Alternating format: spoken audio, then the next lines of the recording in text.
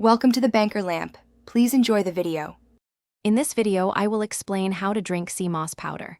First, let's get started with preparation.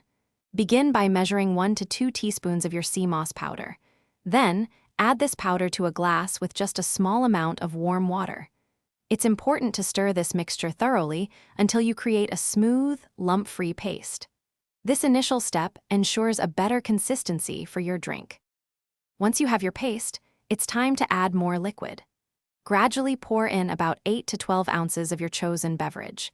You can use plain water, your favorite juice, or even blend it into a smoothie. Make sure to blend or shake the mixture well until the sea moss powder is completely dissolved, ensuring a smooth and enjoyable drink.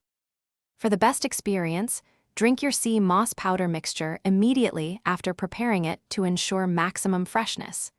Many people find it beneficial to consume sea moss once daily to support their wellness goals. You can easily integrate it into your morning routine, perhaps with breakfast, or even as a refreshing post-workout drink. When starting, consider a smaller dose, like 1 teaspoon, and gradually increase it as your body adjusts.